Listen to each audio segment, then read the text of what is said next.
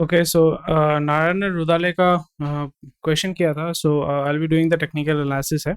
तो अगर आपको फंडामेंटल देखना तो मुझे कमेंट सेक्शन में बताइएगा। तो अभी अगर हम देखें तो इसका मूवमेंट कैसा चल रहा है। सो यहाँ पे मैं अगर इसका 6 महीने का चार्ट देखूँ तो मूवमेंट आपको देखने को मिल रहा होगा कि यहाँ पे इस जगह पे उसको सपोर्ट मिला है।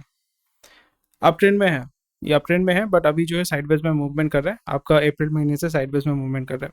तो ये आपका जो है बेयर जो सपोर्ट जोन है, सपोर्ट जोन कहाँ पे है अगर हम देखें इसको, let me just zoom out.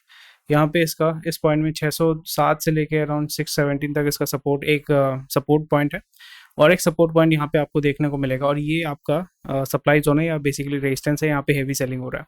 तो अभी अगर आप देख पा रहे हैं कि इस जगह पे एक फॉल्स ब्रेकआउट हुआ था, यानी कि इस पॉइंट ऑफ टाइम में 29 मार्च से अप्रैल तक मोटा मोटी यहाँ पे ये राइड कर रहा था, again it went back down. So इस मूवमेंट को अगर आप देखते हैं तो आपको लग रहा होगा कि भाई बहुत अच्छा मूवमेंट कर रहा है, but again it came down and फिर यहाँ पे इसने सपोर्ट लिया था, फिर आप सपोर्ट लिया था, फिर ब्रेकडाउन हुआ था, फिर यहाँ पे नीचे वाला जो सपोर्ट जोन है वहाँ पे सपोर्ट लेके साइडवेज मूव करके फिर से आपका फॉल्स ब्रेकआउट करके फिर नीचे आया, सपोर्ट लेके फिर से नीचे आया, फिर सपोर्ट लेके अभी ऊपर जा रहा है।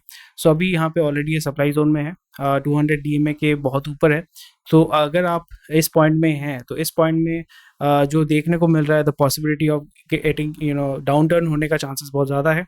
और यहाँ पे जो 200 डीएमए 666 ऑलरेडी ये ट्रेड हो रहा है, क्योंकि मैं अभी इसको 3 साढ़े 3 बजे रिकॉर्डिंग कर रहा हूँ। तो ये आपको कुछ दिन देखना पड़ेगा। यहाँ पे 1-2 दिन के लिए साइडवेज मूवमेंट होने के बाद ये नीचे गिरने के चांसेस हैं, क्योंकि निफ्टी भी गिर रहा है। तो ये भी इसके भी गिरने के चांसेस हैं, बट दो सपोर्ट जोन आपको देखने को मिल रहा है।